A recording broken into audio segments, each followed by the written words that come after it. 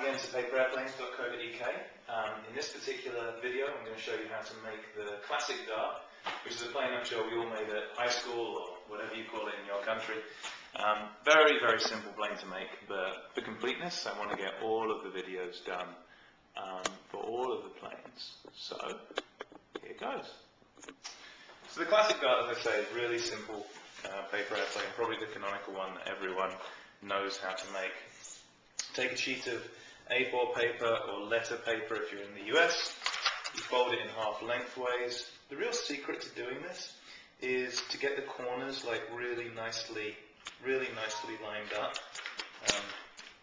before you start creasing things down. Push it flat on the table, get it nicely lined up so you've got it very firm. I like to give it a firm crease with the thumbnail of my hand. Some people think that it's stupid to give it that hard a crease. It's just the way that I like to do it. So you've got there, what you can look at is a valley fold.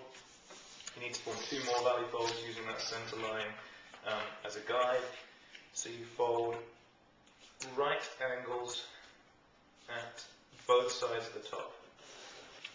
So you've got a 90-degree angle here, you've got a 45-degree angle here, 45-degree angle here. And then you do exactly the same on the other side, nice and symmetrical.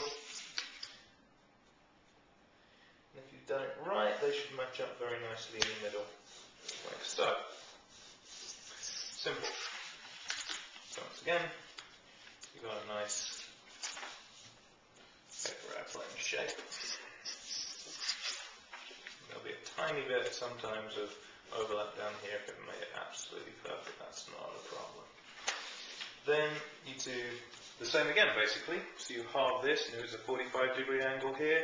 You want to make it a 22.5-degree angle by halving it. So you just fold in again against the center line. You want a nice sharp tip. You want to fold it as well as possible as you can, using the center line as a guide. Down, smooth. Flip it over, do the other side. Again, they should sort of match up here. A nice sharp tip. You can press it down with the pad of your finger, and then I always, as I say, like to run it over with the back of my nail in order to make it smoother.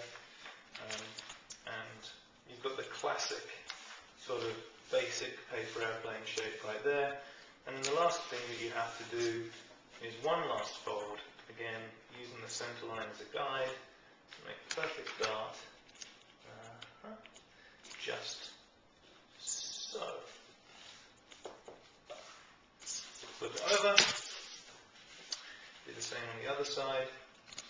It's actually pretty important to have the wings line up. If the wings don't line up, what you find is that you're what's called dihedral angle, which is, when you look at the plane from this kind of angle, is slightly off with the two wings being at separate heights. And if the two wings are at separate heights, what happens is the plane will curve to the side where the wing is slightly lower.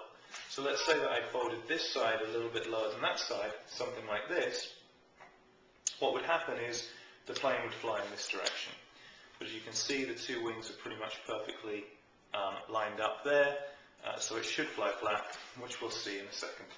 So now I'll just show you it flying. Again, really simple plane, so hopefully you guys can fly it as well, if not much better than me, because these aren't perfect conditions for showing you how to fly the plane.